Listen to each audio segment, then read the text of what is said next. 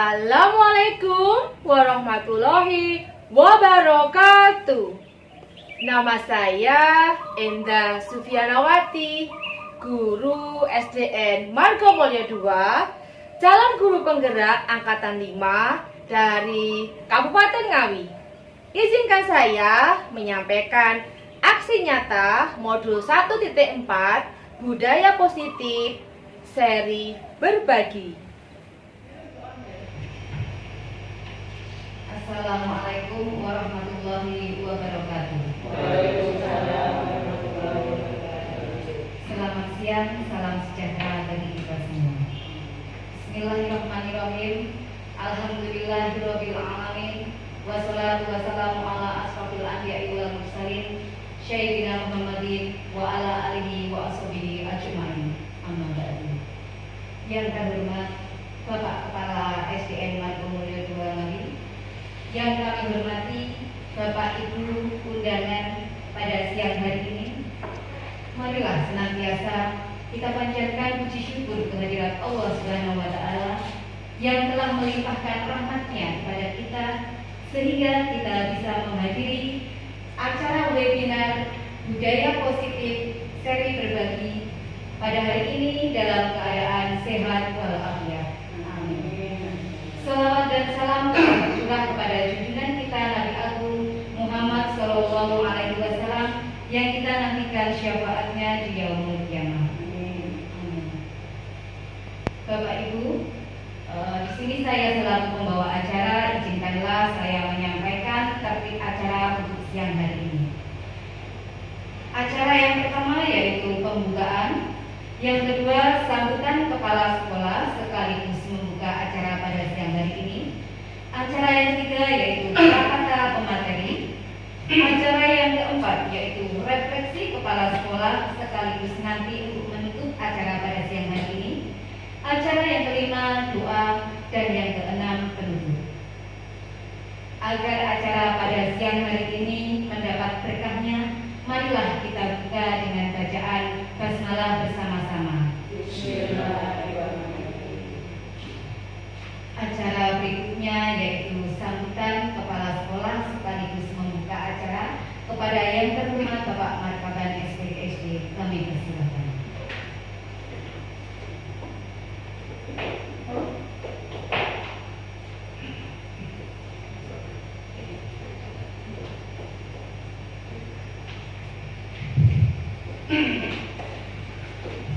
Assalamualaikum warahmatullahi wabarakatuh. Waalaikumsalam. Bismillahirrahmanirrahim. Alhamdulillah wa syukurillah wa ala kulli nikmatillah. La haula wa la quwwata illa billahil azim. Amma ba'du. Yang saya hormati Bapak Ibu guru semua, CGP yang terhormat, juga teman-teman semua yang hadir di sini. Terlebih dahulu mari bersama-sama kita senantiasa bersyukur bahwa Allah yang Maha Kuasa karena nikmat, rahmat dan anugerahnya hingga siang hari ini kita bisa berkumpul bersilaturahim di ruang kelas 4 SDN Margo Mulyo II dalam keadaan sehat walafiat. Semoga saja kesehatan, rahmat tetap kita terima dari Allah Tuhan yang Maha Kuasa. Allahumma amin. Yang kedua, salam sambutan kepada Rasulullah Muhammad Sallallahu Alaihi Wasallam yang senantiasa kita harapkan syafaatnya di hari ini hingga di yaumul kiamah. Allahumma amin. Bapak Ibu yang saya hormati, teman-teman yang saya hormati pula, perkenankan saya matur sebelum acara webinar budaya positif di siang hari ini terlaksana. Yang pertama adalah saya ucapkan selamat datang kepada teman-teman baru, Bapak Ibu guru baru yang hari ini hadir atas undangan Ibu CGP, Ibu Endah. Inilah keadaan SD Margo Mulyo II. Seperti ini keadaannya pada Ibu Hidi yang baru saja datang lagi. Karena apa? Memang yang kami belum mempersiapkan sebaik-baiknya. Sebenarnya kami dengan Bu Endah sudah berusaha maksimal. Pak Sugio Sujo, Pak Rame-Rame untuk ketahuan bahwa apa itu mengingatkan. Namun demikian itu bukan tidak akan mengganggu atau mengurangi nilai daripada kegiatan kesehatan.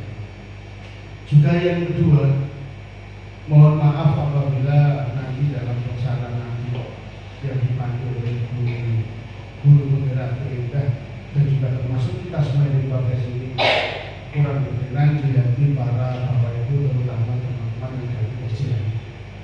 Itu semua adalah harapan dari kami akan semua berjalan.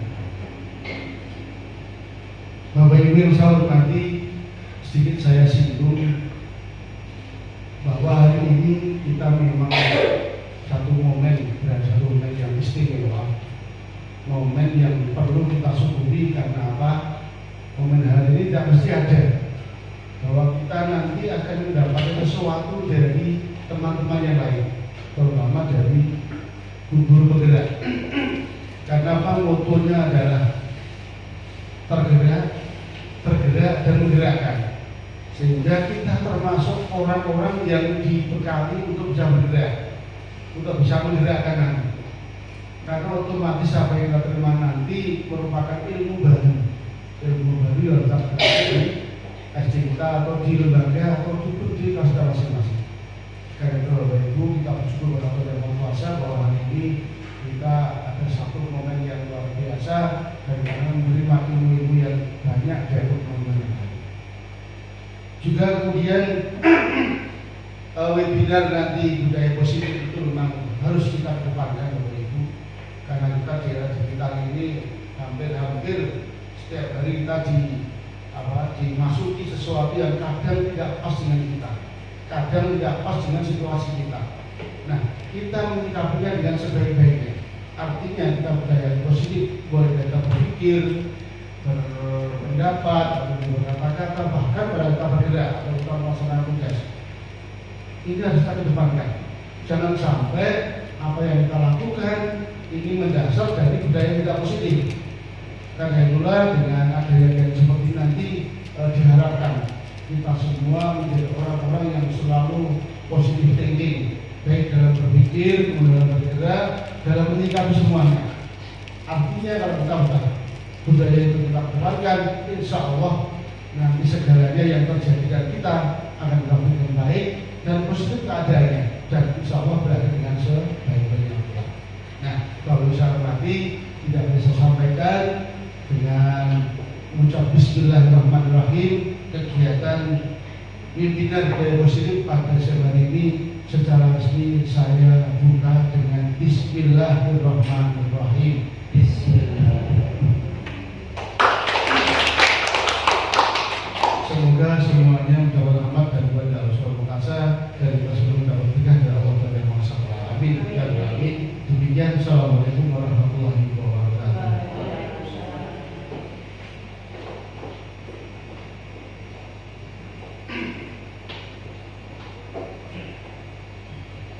Terima kasih Bapak Kepala Sekolah.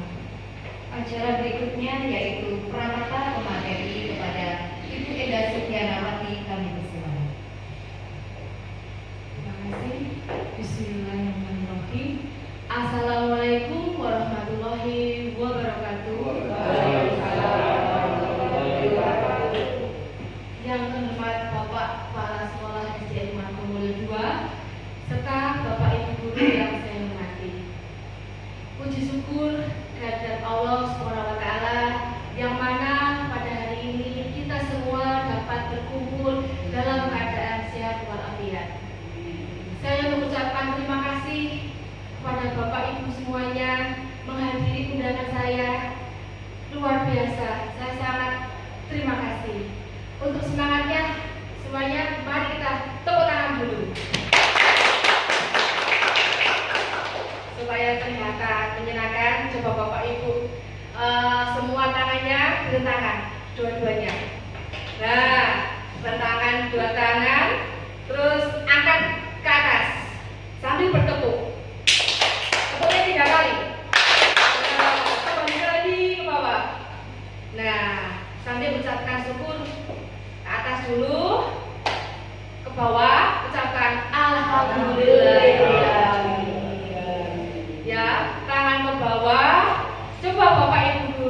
bangga dunia.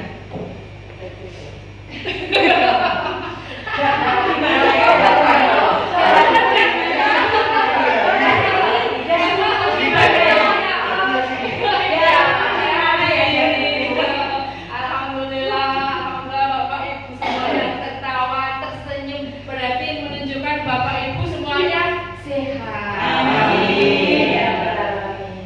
Ya, ini saya di sini tidak usah memperkenalkan diri, saya otomatis Bapak Ibu guru sudah mengenal saya semuanya. Di sini tugas saya di guru penggerak.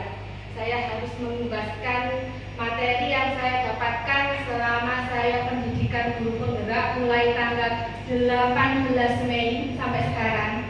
Ini saya masuk ke modul 2, modul 2.1. Nah, tugas ini tugas modul 1.4, pembahasan budaya positif, ya. Nah, dengan tema menanamkan budaya positif di sekolah. Bapak Ibu pasti berpikir budaya positif. Nah, yang ada dalam pikiran Bapak Ibu pasti budaya positif itu seperti apa? Budaya itu kebiasaan yang bagus, yang harus kita terapkan dan dimulai dari diri kita sendiri. Apapun itu, kalau kita menerapkan ke orang lain, harus mulai dari diri kita. Lanjut.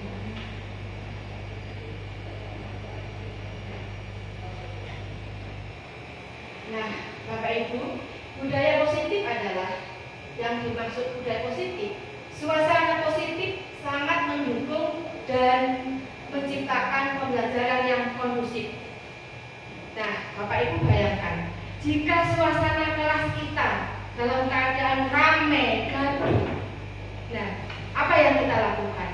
Kita pasti kita harus berpikir bagaimana keadaan kelas kita itu agar kondusif, anak-anak merasa nyaman, senang di dalam kelas.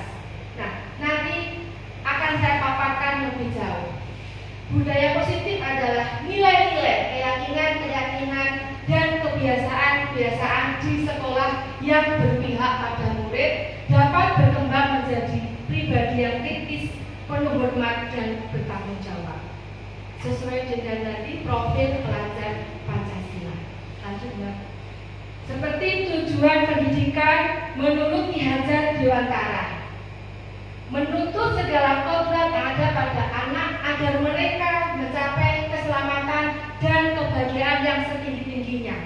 Kita sebagai pendidik hanya berkewajiban sebagai menuntun.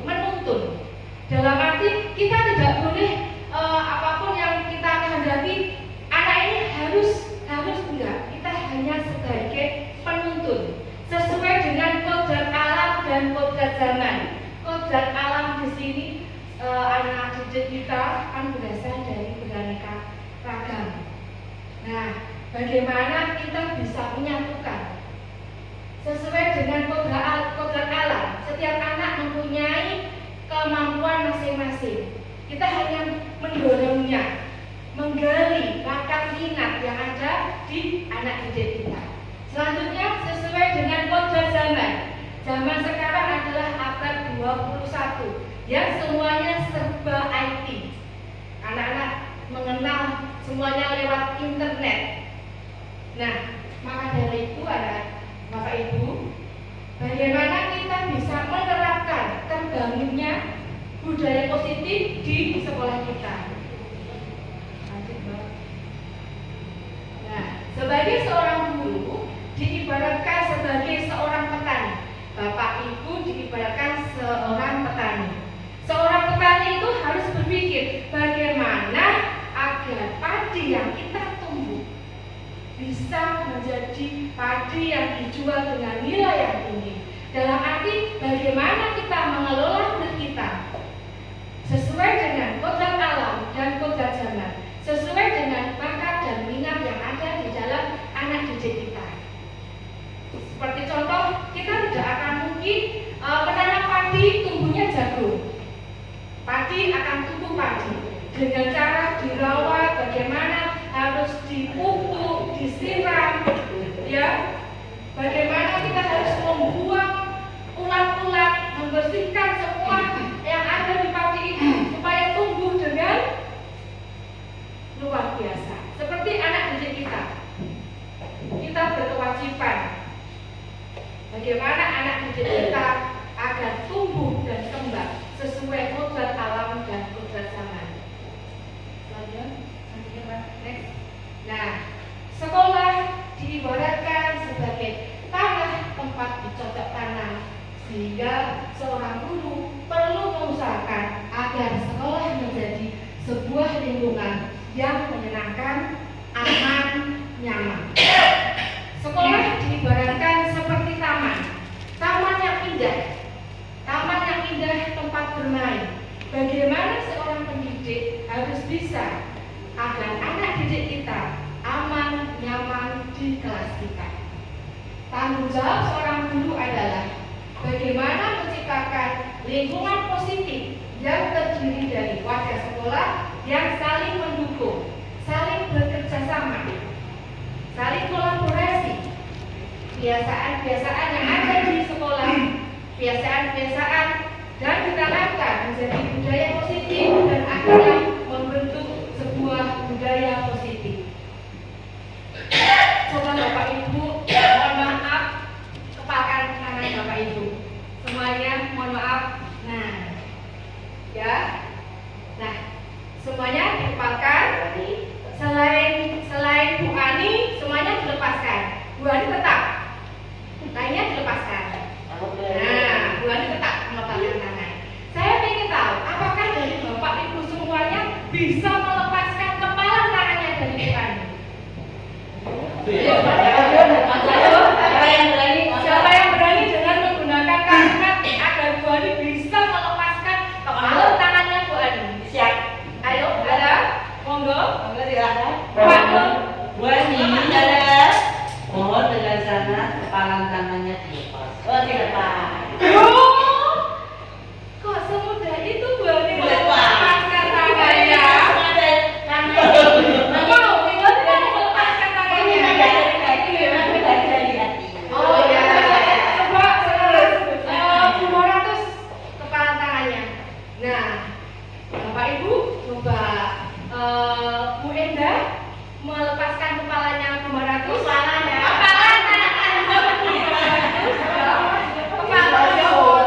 Oke, kepala tangannya Bu Moratus, Mbak Enda. Apakah bisa melepaskan kepalanya? Yang sama seperti saya. Ayo, beberapa ya. Ya. Dan kita sama. Begitu ya. Coba Anda bayangkan Bapak Ibu, apakah kita mau melepaskan kepala tangan kita? Ayo, ada itu pertanyaan. Apakah Bapak Ibu mau membuka kepala tangan kita? Coba Pak Chandra, kepalkan tangan. Boleh kita tolong Pak Chandra supaya melepaskan kepala tangannya. Mau nih saya yang minta. Coba. Yakin sekali. Kepalanya dilepaskan. Untuk apa, Bu? Tandanya. Coba Pak, untuk say hello sama saya. Ini Pak Chandra dengan kokoh dia tidak mau melepaskan kepala tangannya. Dari tadi Bu Moratus dan Bu Ani langsung melepaskan kepala tangannya karena ada rasa kasihan. Nah, coba Bapak Ibu bayangkan, kalau Bapak Ibu semuanya, misalnya, apakah Bapak Ibu mau melepaskan kepala tangan kita? Mau. Ayo Pak Chandra. Kalau saya mau. Tergantung. Hebat, luar biasa. Nah, sesungguhnya dari kegiatan ini, ya, kita akan belajar tentang mengontrol. Apakah kita bisa mengontrol murid kita?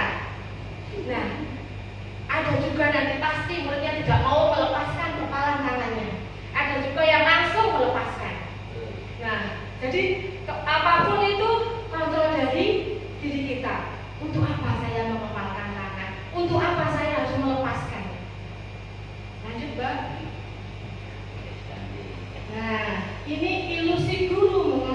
murid.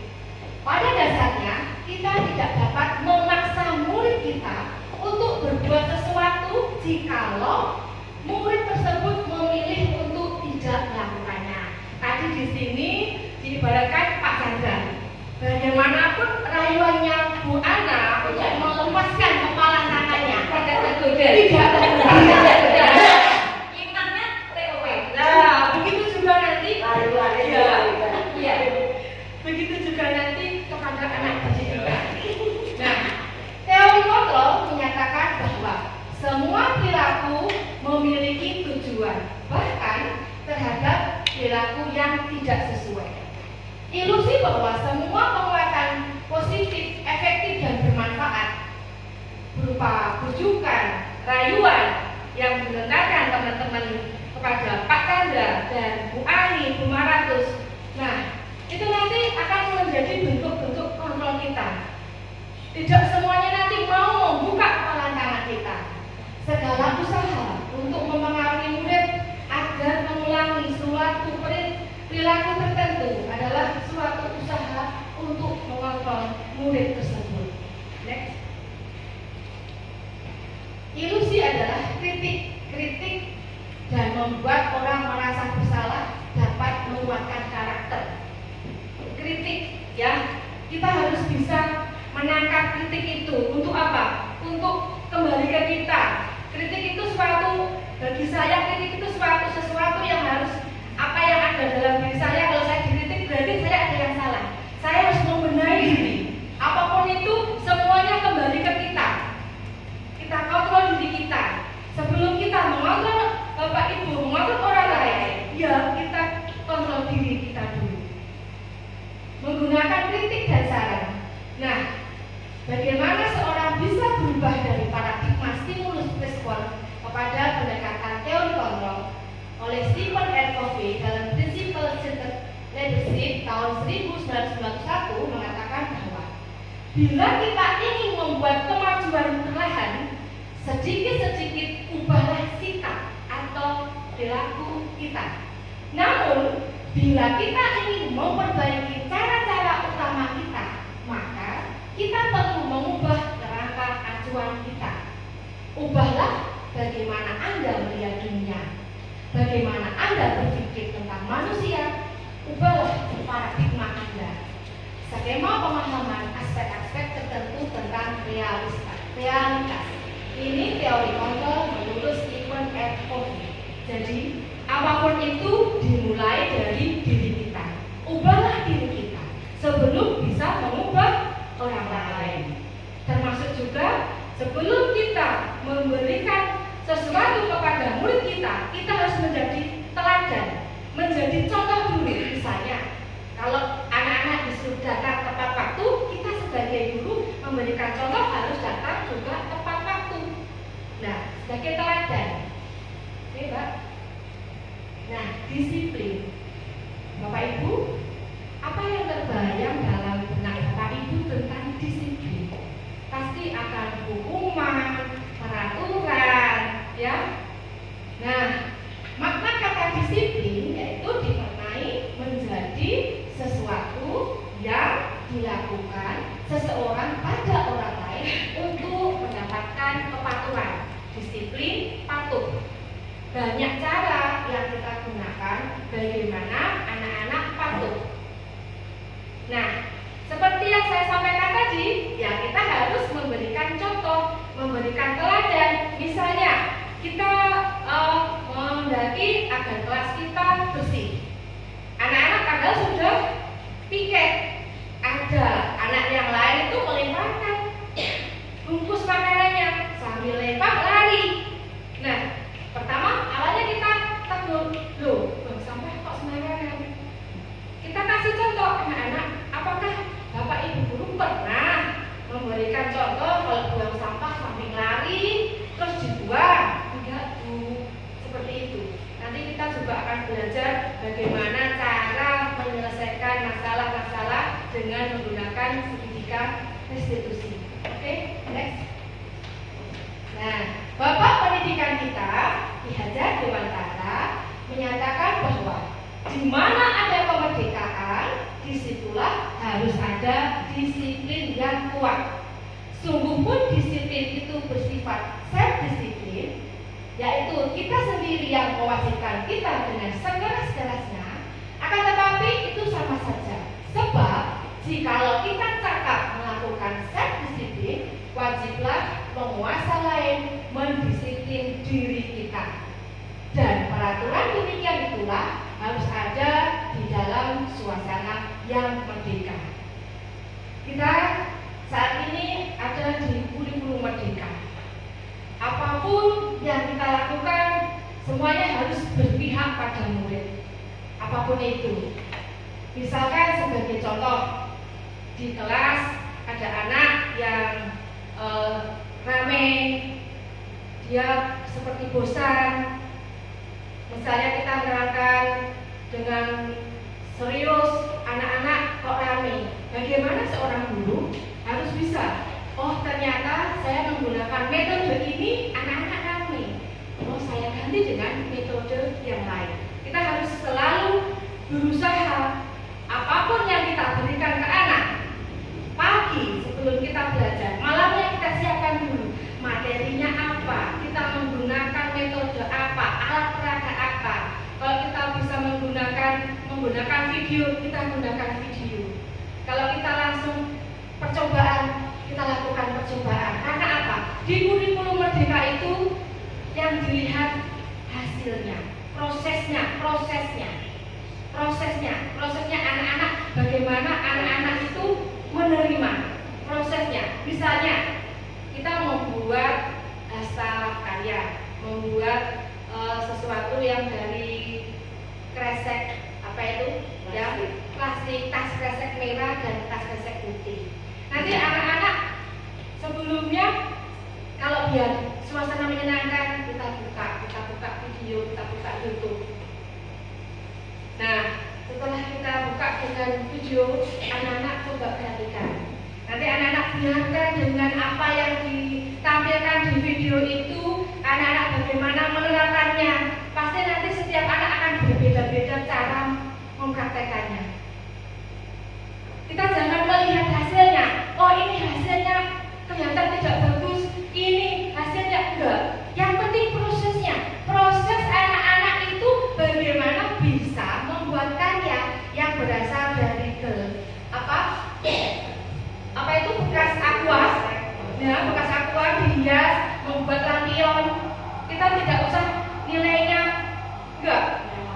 Ya, yang penting prosesnya. Nah, lanjut, Mbak. Nah, Ki Hajar Dewantara menyatakan bahwa untuk mencapai kemerdekaan atau dalam konteks pendidikan kita saat ini, untuk menciptakan murid yang merdeka, syarat utama adalah harus disiplin yang kuat. Disiplin yang dimaksud adalah disiplin diri yang memiliki motivasi internal dalam diri kita. Lanjut. Pemikiran Ki Hajar Dewantara ini sejalan dengan pandangan Diana Gosen dalam bukunya Restructuring School Discipline tahun 2001. Diana menyatakan bahwa arti kata disiplin berasal dari bahasa Latin disciplin atau murid atau pengikut. Untuk menjadi seorang atau pengikut, seseorang harus paham betul alasan mengapa mereka mengikuti suatu aliran atau ajaran tertentu, sehingga motivasi yang terbangun adalah motivasi intrinsik bukan ekstrinsik.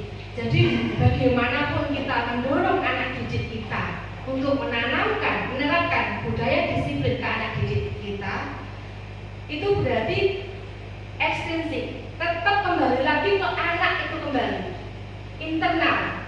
Dorongan dari dalam diri. Seperti kita juga Bapak Ibu, kita mempunyai motivasi. Motivasi juga selalu datang dari diri kita, apapun itu. Oke Mbak, lanjut.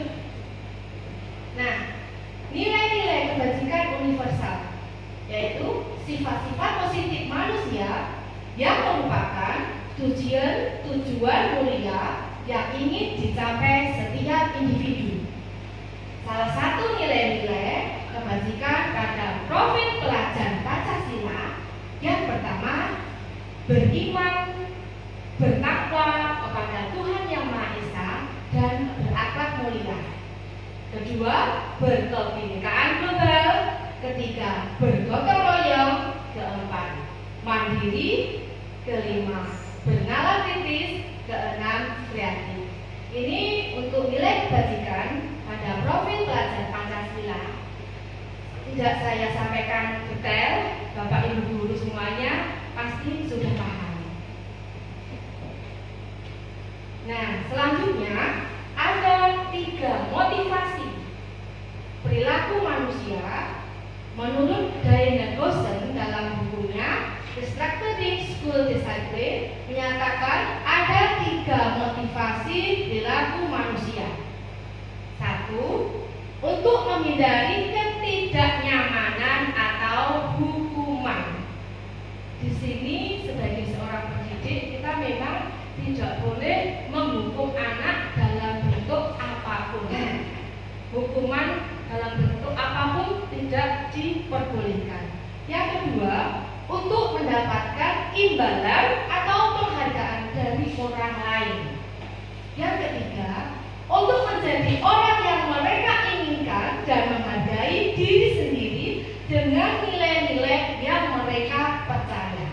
Ini adalah 3 motivasi perilaku manusia. Nah, Bapak Ibu, perhatikan ini ada kasus yang sering kita dapati dalam pembelajaran sehari-hari. Iva kurang menguasai pelajaran matematika, sehingga pada saat pelajaran tersebut berlangsung, dia lebih banyak berdiam diri atau menggambar di buku pelajarannya. Pada saat guru matematikanya Pak Benny menanyakan pertanyaan kepada Iva menjadi gugup dan tak sengaja menjatuhkan tasnya dari kursi, serta tiba-tiba menjadi gagap pada saat berupaya menjawab. Seluruh kelas pun tertawa melihat perilaku Iva yang berbicara tergagap dan terkejut tersebut. Pak Benny pada saat itu membiarkan teman-teman Iva menertawakan Iva yang tergagap dan malu luar biasa, dan malahan minta Iva untuk maju ke depan dan berdiri di depan kelas sambil menunjuk gardu.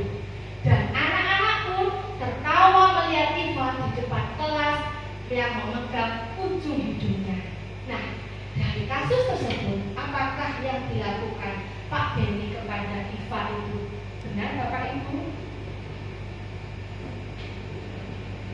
Monggo Bapak Ibu, apakah dalam kasus tersebut yang Pak Benny dengan tiba-tiba menanyakan pertanyaan kepada Iva, padahal pada waktu itu Iva sedang grogi.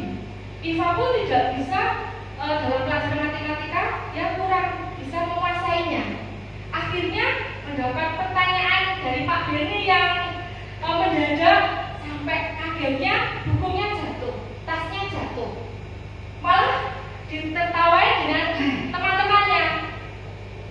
Nah, atas kejadian itu Pak Benny malah menyuruh Iva ke depan. Kelihatan duduk lagi, temannya tertawa semuanya. Apakah Pak Benny itu betul yang dilakukannya? Gimana, Mbak? Menurut saya tidak betul, karena Pak Benny dengan sikap seperti itu malah membuat muridnya down mentalnya. Karena sudah tahu kemampuan anak didiknya seperti apa, ya harusnya dibiarkan sampai tenang dulu, baru diberi pertanyaan. Iya, oke. Luar biasa. Oke, berarti ini sebagai apa ini? Posisi guru sebagai apa ini? Penghukum atau merasa bersalah? Next, Mbak. Sebagai penghukum atau merasa bersalah? Apakah yang dilakukan tindakan Pak Benny itu sebagai penghukum atau merasa bersalah? Sudah tahu Iva itu tidak bisa menguasai pelajaran matematika, malah diberi pertanyaan dan akhirnya gugur. Apa? Membuat apa itu? Menghukum atau merasa tidak bersalah?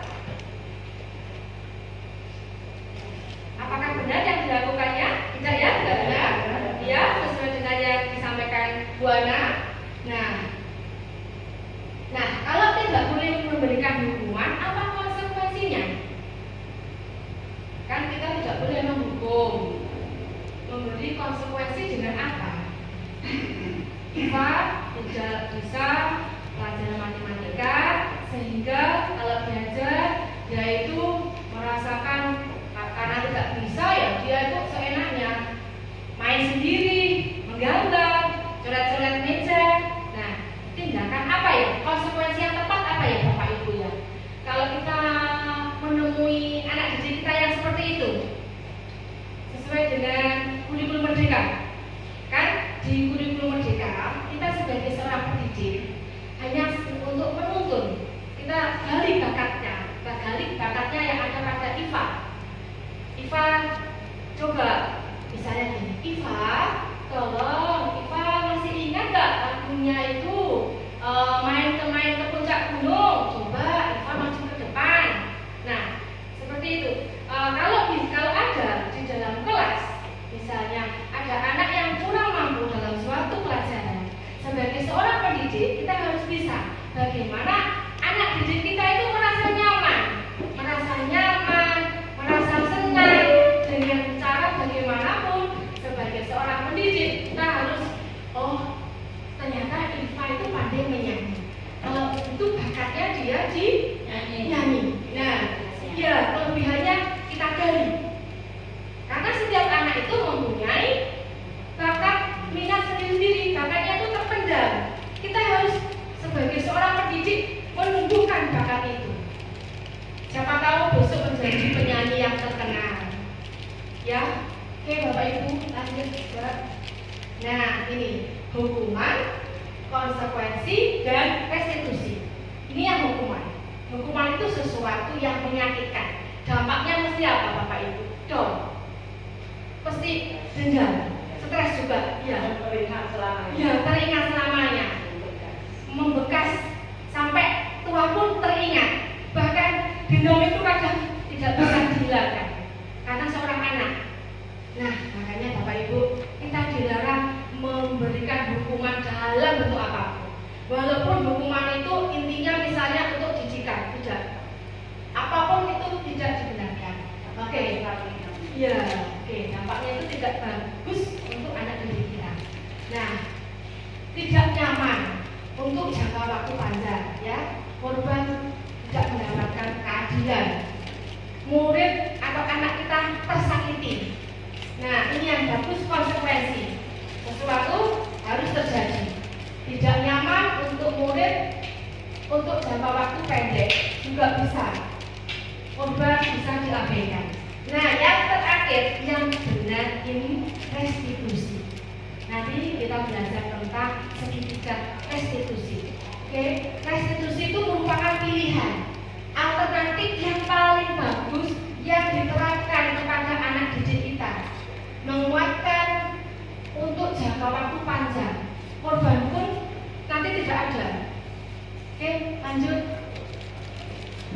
Nih, restitusi.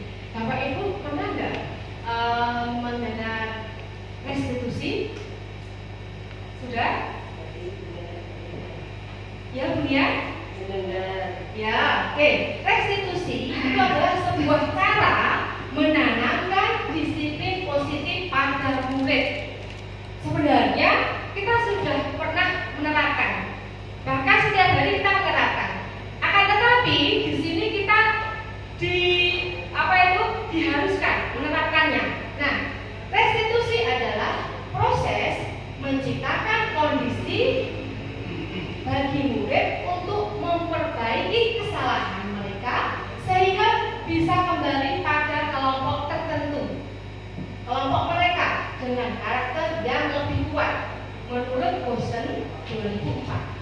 Restitusi adalah proses kolaboratif yang mengajarkan murid untuk mencari solusi untuk masalah dan membantu murid berpikir tentang orang seperti apa yang mereka inginkan dan bagaimana mereka harus memperlakukan orang lain. Ini Charles dan Bosen tahun 1996. Next. Nah, bagaimana cara kita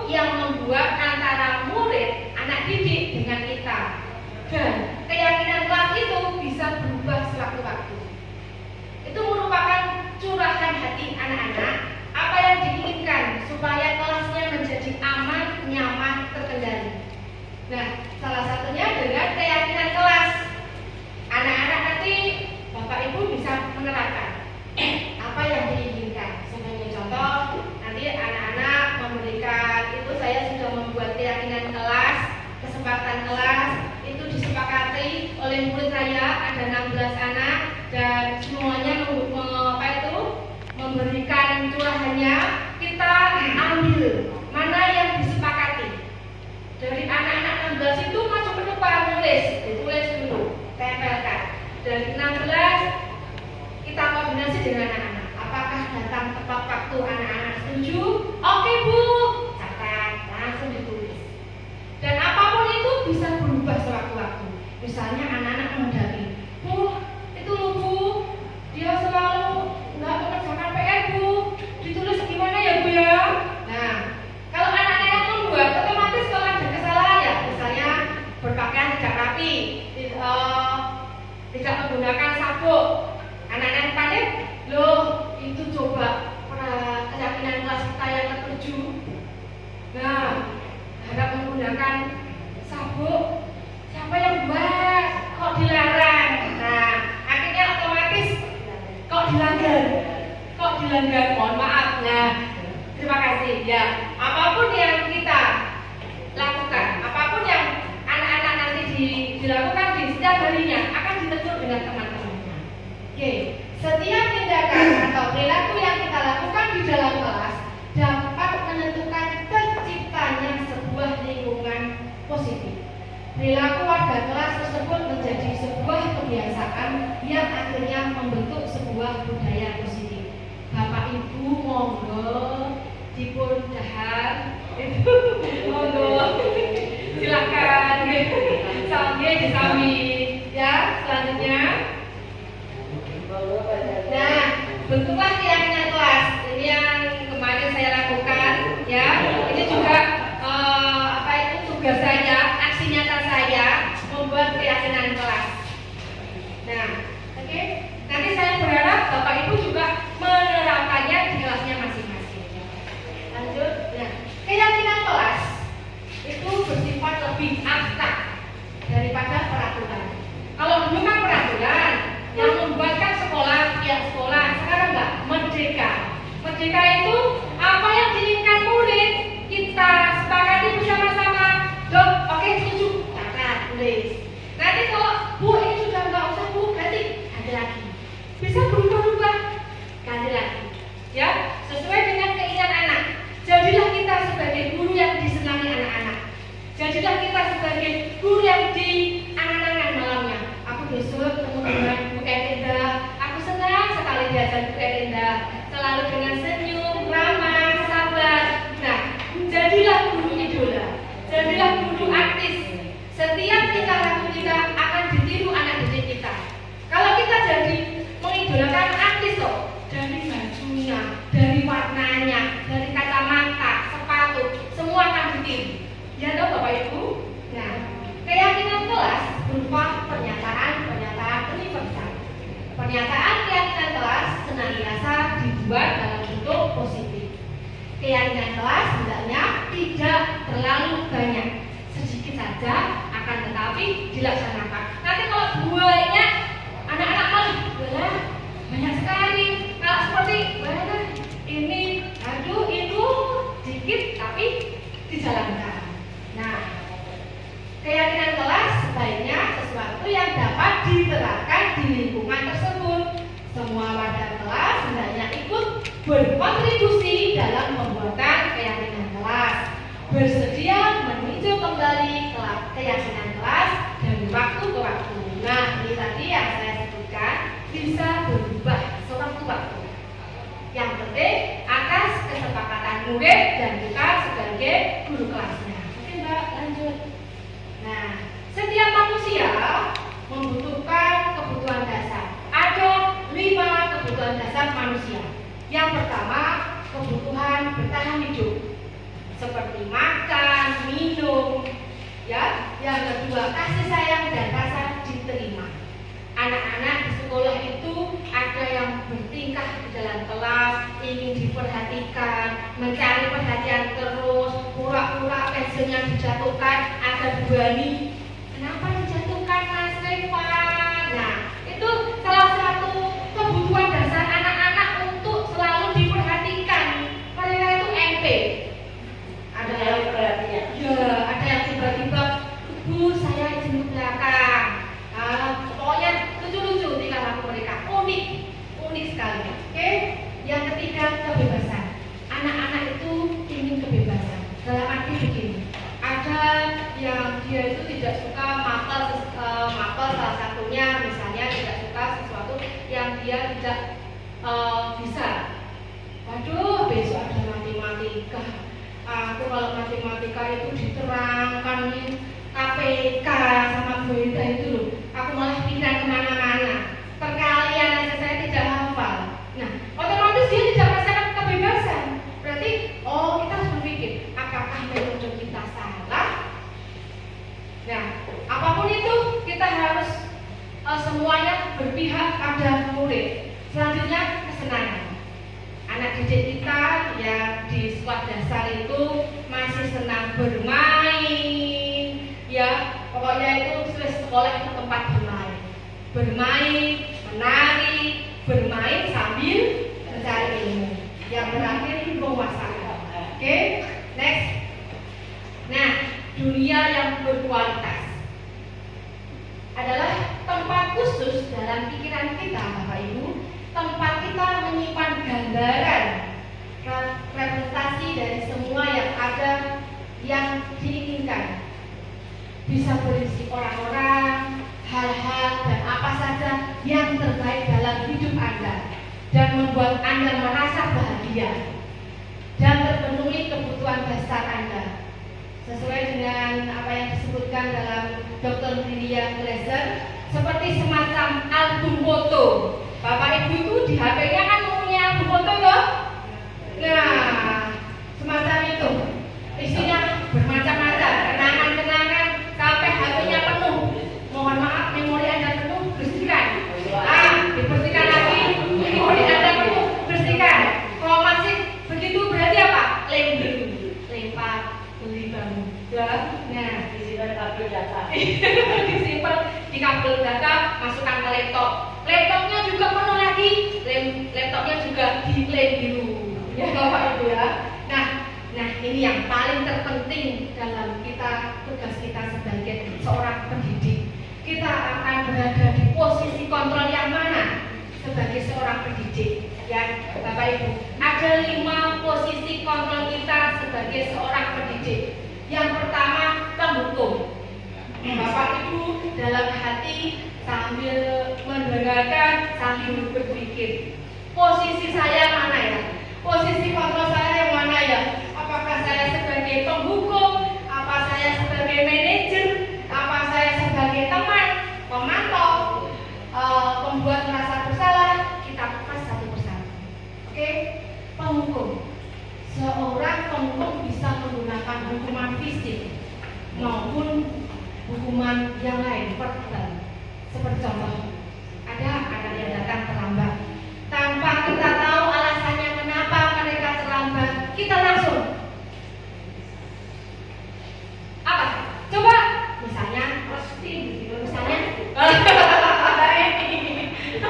ini 200 mesti berlari, sekarang push up. Nah, itu bukan jawabannya ya Bapak Ibu. Sekarang kita tidak boleh menghukum anak dalam bentuk apapun. Disuruh ke lapangan hormat bendera sampai anaknya semangat tidak dibenarkan. Dalam bentuk apapun, misalnya disuruh menghafalkan perkalian ya, menghukum maksudnya mendidik juga tidak boleh. Dampaknya tadi apa? Ke anak dia apa? Ingat terus sepanjang waktu. Sakit hatinya sampai ada saking sakit hatinya digembos banyak motornya digembos. Ada itu kejadian tadi. Ya, boleh tidak? Iya, nggak boleh. Ya, sekarang itu anak-anak itu luar biasa. Dia itu dunianya sudah banyak yang dilihat. Ya, dunianya itu sudah di HP itu sudah berkeliaran. Mau lihat apa sudah lengkap, tersedia lengkap. Mau pilih yang mana tinggal klik, apapun klik. Nah, oke. Jadi kita dilarang menjadikan posisi kontrol kita sebagai guru penghukum. Nah, yang kedua, membuat merasa bersalah. Pada posisi ini biasanya guru akan bersuara lebih lembut. Anak-anak, tolong dikerjakan dong. Nanti kalau nggak dikerjakan malah dimarahin sama bapak kepala sekolah. Gimana ini anak-anak kalau nggak dikerjakan? Gimana toh? Kan tugasnya itu kan sudah kemarin saya gantikan.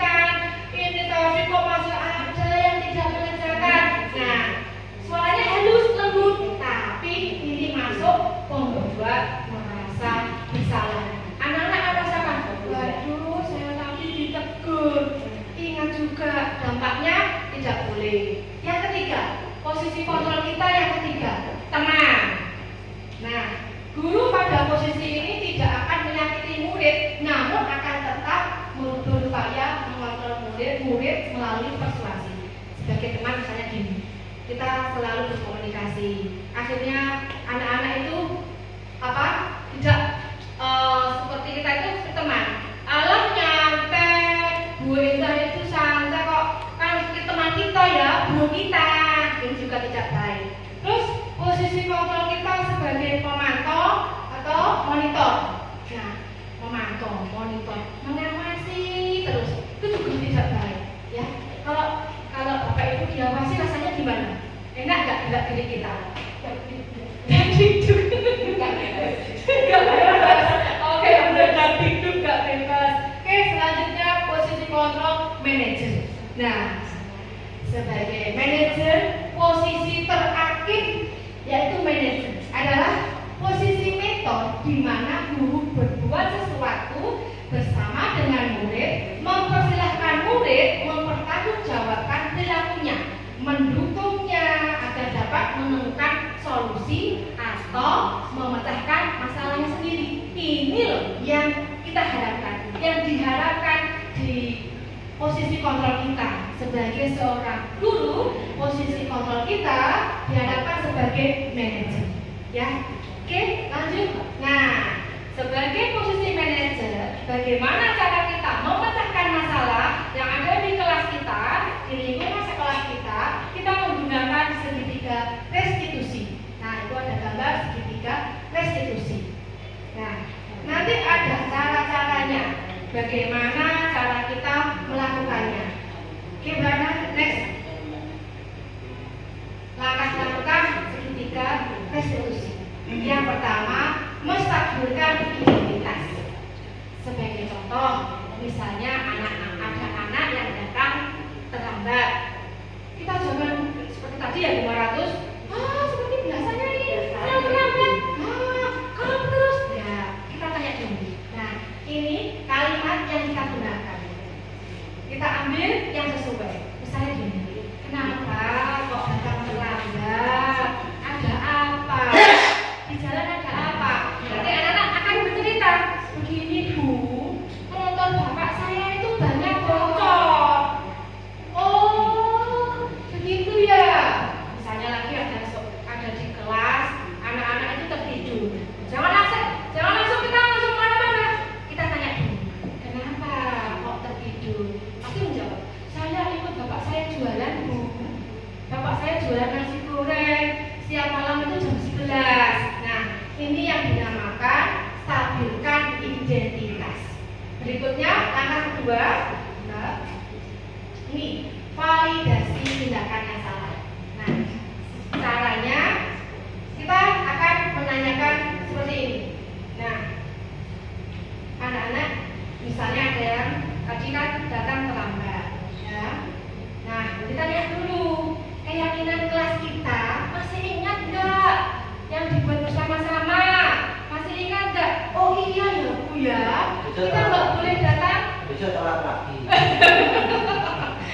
Kita nggak boleh datang terlambat.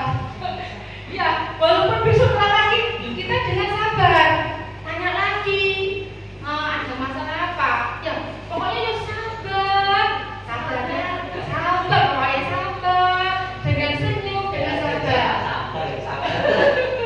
Terus kita bisa pilih, kamu boleh menggunakan kata-kata ini. Saya pakai. Ini salah satu contoh, ya. Oke, next. Nah, yang ketiga Bapak Ibu menanyakan keyakinan. Nah, seperti itu tadi. Apa yang disepakati, nilai-nilai apa yang nanti kita inginkan, apa yang kita inginkan di dalam kelas kita. Ya, seperti apa? Ingin seperti apa kelas kita? Nah, Bapak Ibu, dari semuanya ini yang terakhir. Ini yang terakhir yang saya terima di pendidikan guru penggerak di modul 1.4 budaya positif yang harus saya seminarkan kepada Bapak Ibu. Apa yang saya supaya nanti Bapak Ibu juga menerapkan di kelasnya masing-masing bagaimana posisi kita, posisi kontrol kita sebagai guru. Apakah kita sebagai posisi penghukum, apa kita sebagai merasa tidak bersalah, merasa anak itu merasa bersalah, apakah kita sebagai teman. Nah, dari yang saya sampaikan tadi, Bapak Ibu, jika ada yang bertanya, mohon disilahkan. Saya kasih waktunya, monggo. Bu Rika, ayo ke depan sini.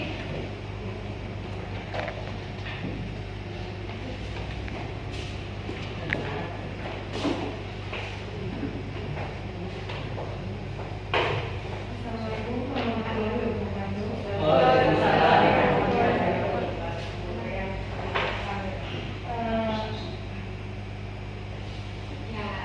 Ya, jelas suaranya jelas. Terima kasih waktu yang diberikan kepada saya. Ya, saya mau mengajukan pertanyaan untuk dalam presentasi ini. Dalam kurikulum Merdeka, kita sebagai pendidik tidak boleh memberikan hukuman kepada anak didik kita.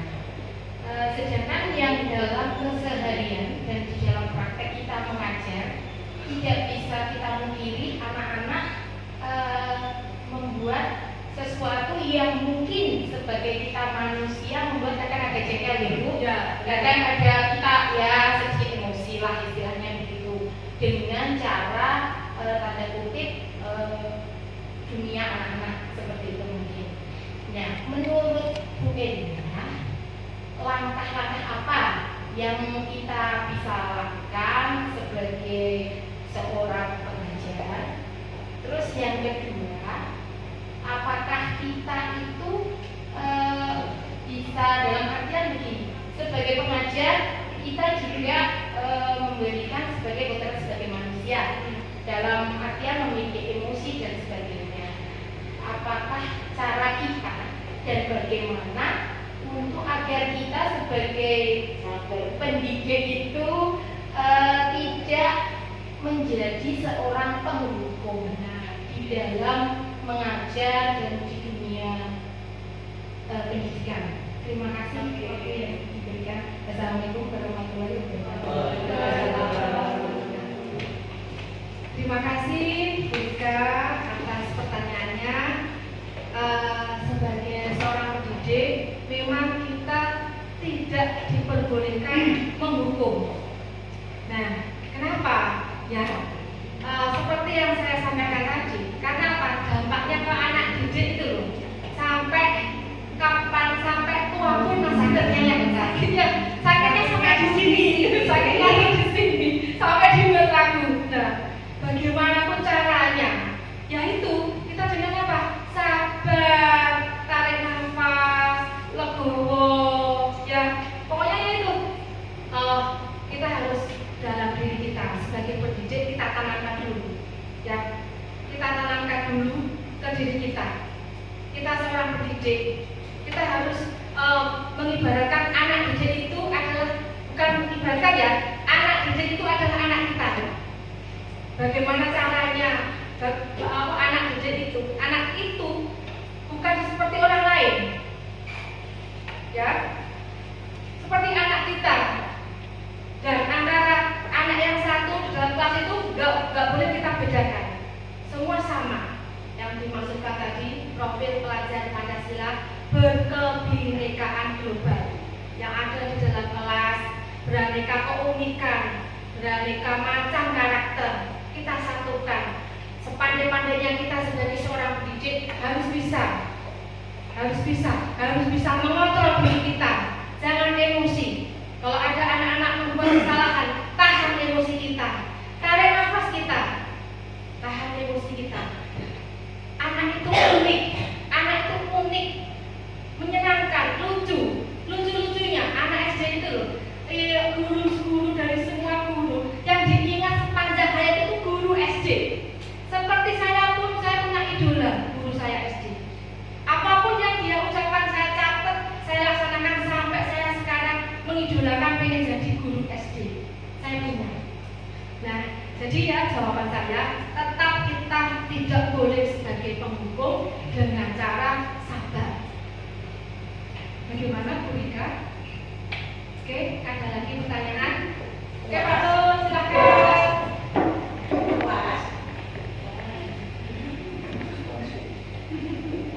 Aku mau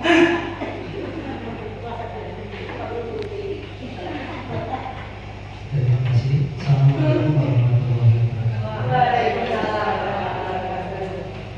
Saya ingin bertanya, tetapi sebelumnya saya akan memberi catatan dari Ibu Eda Sudianawati selaku CGP. Apa yang dikatakan tadi bahwa dalam kurikulum Merdeka mengatakan bahwa murid adalah harus mengikuti kondisi alam dan kondisi zaman. Sekarang kita dalam era globalisasi dengan anak-anak era milenial. Maka tatkala saya dulu mengajar di era generasi X ya pada saat itu memang hukuman itu menjadikan anak didik kita menjadi disiplin. Begitu juga di saat generasi Y, tetapi juga memberikan hukuman, tetapi hukumannya yang bukan fisik tetapi pengalihan aktivitas dari hukuman fisik menjadi anak-anak yang menjadikan disiplin. Contohnya dengan memberikan tugas dan aktivitas selain fisik menjadikan anak-anak itu menjadi kepatuhan. Maka dari itu, dari penjelasan di kurikulum Merdeka ini, apakah dengan hanya solusi segitiga restitusi tadi akan mampu menjawab tantangan anak-anak generasi milenial? Padahal dengan kemajuan dan tantangan era digital tadi, anak-anak itu berbeda karakter yang seharusnya menjadikan tambah maju, tambah meningkat, dan tentunya adalah kesuksesan bagi anak didik itu sendiri. Mungkin bisa memberi penjelasan. Terima kasih. Assalamualaikum warahmatullahi wabarakatuh. Terima kasih kepada Pak Nur atas pertanyaannya. Jadi intinya, apakah segitiga restitusi salah satu untuk menerapkan budaya positif ke anak? Ya, ini yang saya pelajari di pendidikan guru penggerak, bahwa ada cara seorang guru untuk mengatasi bagaimana agar tidak menjadikan hukuman itu suatu hal yang menghilangkan posisi kontrol kita sebagai penghukum. Nah, dengan harapan segitiga restitusi tadi bisa diterapkan. Bagaimana kita stabilkan dulu apa sih masalahnya. Yang kedua, dicari solusi permasalahannya. Yang ketiga tadi, keyakinan. Nah, itu semua nanti Bapak Ibu memang diharapkan apa yang saya paparkan dari segitiga restitusi ini diterapkan dulu di kelasnya masing-masing. Mungkin ada yang sudah menerapkan, tapi kita tidak sadar bahwa yang kita terapkan ternyata segitiga restitusi. Kita harus punya keyakinan pasti ini akan berjalan. Karena apa? Kalau kita meresapinya apa yang ada di segitiga restitusi itu sesuatu langkah yang benar-benar yang dalam arti arif bijaksana, ya, menggunakan langkah-langkah halus yang sebagai posisi kontrol kita sebagai guru. Kita didorong untuk sebagai manajer. Seorang manajer itu kan harus bisa menguasai audiens, bisa menguasai anak buah, dan harus bisa berkata lembut, menahan semuanya, menahan emosinya. Apapun itu diharapkan, ya Pak Nur ya, diharapkan memang kita harus melaksanakan segitiga restitusi itu di kelas kita. Apapun masalah yang ada di kelas kita bisa menerapkannya. Begitu. Ada lagi pertanyaan? Bagaimana Pak Nur? Apakah puas? Terima kasih. Oh ya. Ada lagi yang mau bertanya? Ayo.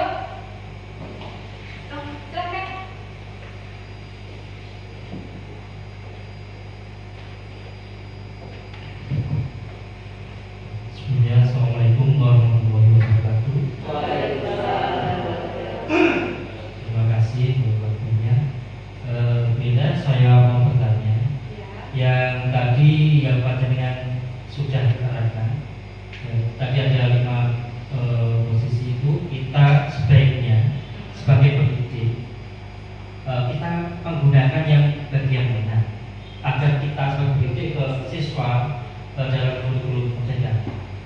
Ya, terima kasih.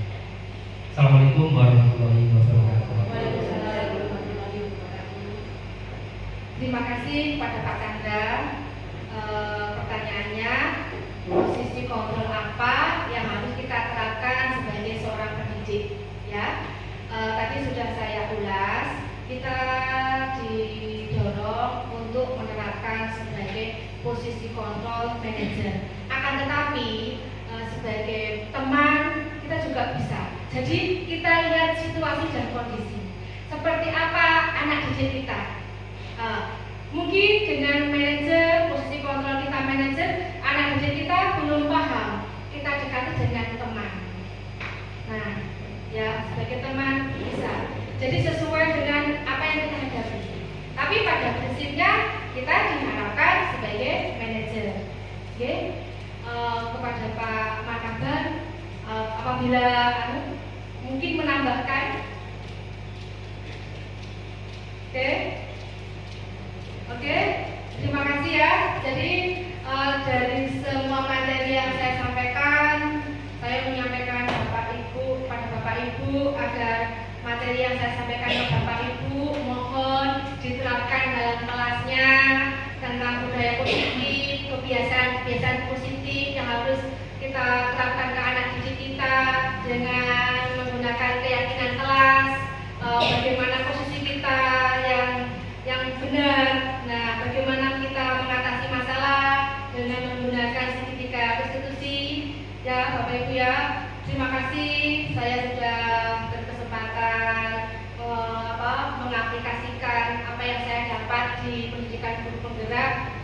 Semoga apa yang saya terima dan sudah saya Bapak Ibu bisa digunakan dengan sebaik-baiknya. Di sini saya mohon maaf bila tadi dalam penyampaian ada kalimat kata yang kurang berkenan, itu di luar kontrol saya sebagai manusia. Terima kasih waktunya. Wassalamualaikum warahmatullahi wabarakatuh. Acara selanjutnya yaitu refleksi kepala sekolah sekaligus menutup acara pada siang hari ini. Kepada yang terhormat Bapak Martaban, kami persilakan.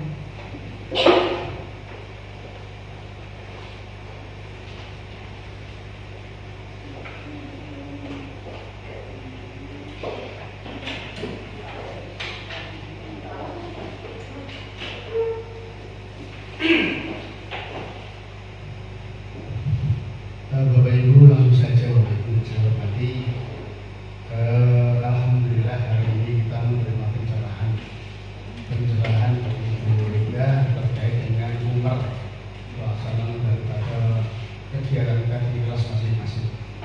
Memang kalau kita renungkan ke belakang, memang ada beberapa hal yang kadang nanti kita harus semacam bertolak belakang. Bertolak belakang kegiatan yang saat ini dan dilaksanakan. Bapak Ibu, apalagi proses pendisiplinan kepada anak itu memang sangat luar biasa. Jadi kalau dulu memang kita yang masih mengalami guru zaman dulu enak tantang plak-plak. Nah, ini sekarang tidak boleh. Nah, ketidakbolehan ini proses pendisiplinan gimana caranya? Menurut Bu Eda tadi kita harus sabar. Memang kita akan melewati batas kemanusiaan kita, tapi tetap dilakukan harus. Jangan sampai kesabaran kita nanti tidak bisa terlewati dan itu tidak sabar. Ada beberapa hal yang kadang-kadang bertolak belakang dengan kita. Kita masih ingat sekali, saya masih ingat ini Bapak Ibu, ini jidat saya itu masih ada bekasnya dilempar kotak kapur yang dari jadi itu waktu SD. Benar saya nakal ya. Masih ada. Tapi ternyata itu juga menjadi pemicu. Nah, alhamdulillah. Nah, pada saat ini kita memang sedang belajar bersama tentang merdeka ini harus kita betul pelajari, dan kita alhamdulillah di antara kita ada pemerintah yang begitu betul. Yang jelas Bapak Ibu, apa yang kita lakukan sebenarnya hanya ada dua prinsip dalam proses pendidikan. Ada dua alat, namanya alat yang pertama adalah ujian, yang kedua adalah hukuman. Jadinya bocah ini apik, ini dipuji, wah kamu hebat, kamu jos, paling tidak tepuk tangan, blok, kamu hebat. Kalau yang hukuman ya keplak, jimit, jewet dan sebagainya. Nah itu ternyata saya tidak boleh. Kita bagaimanapun kontrol diri kita betul-betul harus kita terapkan. Inilah jadi yang membedakan. Jadi mohon Bapak Ibu tidak sakit hati kalau roh putrane jenengan anak-anak yang sangat sulit diatur. Nggih. Wis digandani kadang-kadang sampai agak sedikit kita ekstrim sing ora wong tuwa. Nggih. Nah, ini memang kejadian ini ya kita sadari. Makanya kita berhati-hati ini. Makanya itu untuk budaya positif ini penting kita lakukan terus-menerus. Dan yang penting Bapak Ibu menjadi kontrol kita juga di kelas. Kesepakatan ini kalau untuk diperhatikan. Jadi di kelas itu menjadi kontrol ini. Kalau dulu adalah aturan tata tertib kelas, tata sekolah ini ada. Sekarang di sederhana menjadi kesepakatan atau namanya keyakinan kelas. Monggo Bapak Ibu dan semua bisa dibuat. Jadi anak-anak pemerintah yang kontrol tapi sendiri. Si A nggak datang apa dalam terlambat, yang kontrol temannya sendiri otomatis. Ini terlambat ya kalau ajaran aja lah. Apa namanya? Apa konsekuensinya?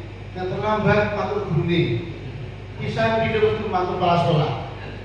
Otomatis kontrol. Nah, Bapak Ibu saya hormati, alhamdulillah hari ini kita otomatis terbuka pola kita bahwa kita menjadi guru memang harus menyikapi bahwa kita adalah orang-orang yang terpilih. Terpilih menjadi guru itu sangat luar biasa. Kita harus pintar, kita harus bisa, cerdas. Kalau tidak percaya monggo Bapak Ibu, adakah guru yang suka ngapel, guru yang suka membawa apa saja termasuk pelajaran 5, 6, 7 mata pelajaran semuanya dikuasai. Ya, gak kuasai itu yang itu SD, SMP beda Bapak Ibu. Kita beda sekali. Kita alhamdulillah.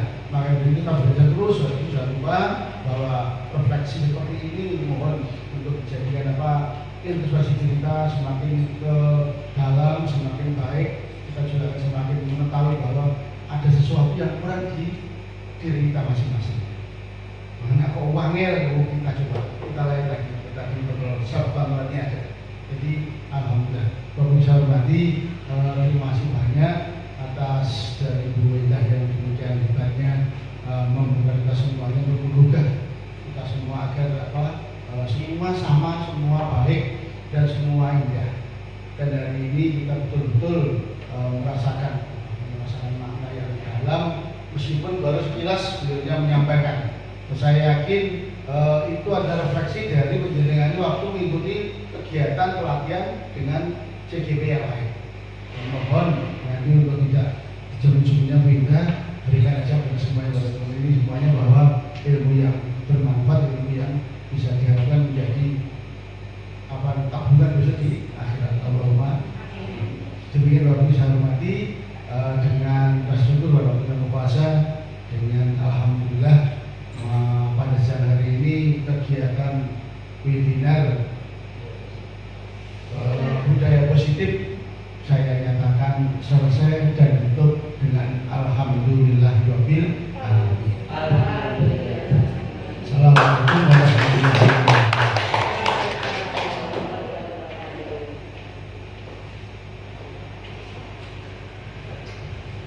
Acara berikutnya yaitu doa kepada yang terhormat Bapak Menteri, kami persilakan.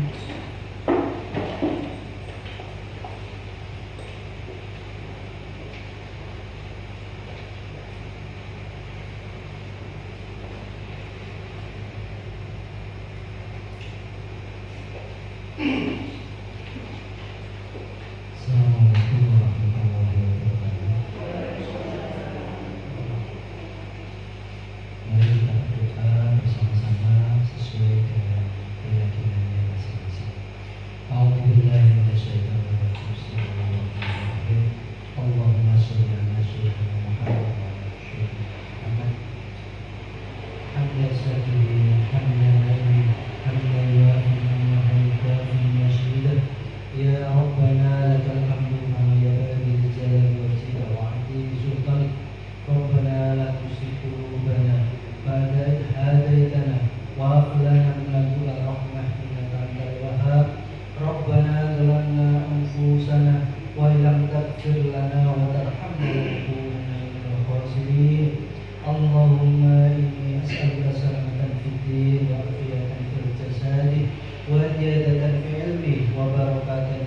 rizki wa taubatan qabla al-maut wa maghfiratan ba'da al-maut.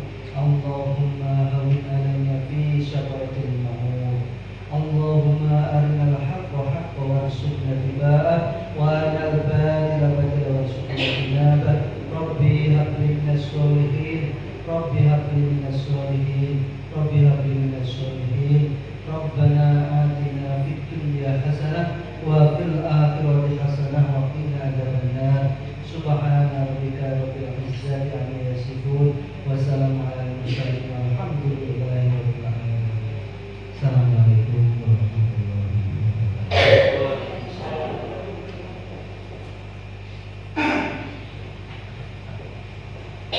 Bapak Ibu hadirin, dengan adanya materi yang telah disampaikan oleh Ibu Ida Sufianawati, semoga ini memberikan kita ilmu untuk kita terapkan dalam kehidupan sehari-hari, dalam pembelajaran kita sehari-hari. Bagaimana kita mendidik anak bangsa, karena anak bangsa itu ditentukan oleh pendidik. Jadi kita sebagai artis di mata anak-anak, menjadi suri tauladan bagi anak-anak, bersikaplah yang baik, berakhlak yang baik, karena apa yang kita lakukan itu akan ditiru, akan dicontoh oleh anak-anak. Mari kita lebih semangat lagi dalam mencerdaskan anak bangsa. Terima kasih Bu Enda, sedikit banyak sudah memberi juga pengetahuan kepada saya untuk acara siang hari ini. Semoga memberi berkah untuk kita semuanya, bermanfaat bagi kita semuanya. Marilah acara siang hari ini kita tutup dengan bacaan hamdalah Bismillah. Saya sebagai pembawa acara mohon maaf apabila ada salah kata. Billahi taufiq wal hidayah. Wassalamualaikum warahmatullahi wabarakatuh. I'm an icon, man. And my girl about a 10. I should fuck her in a bed.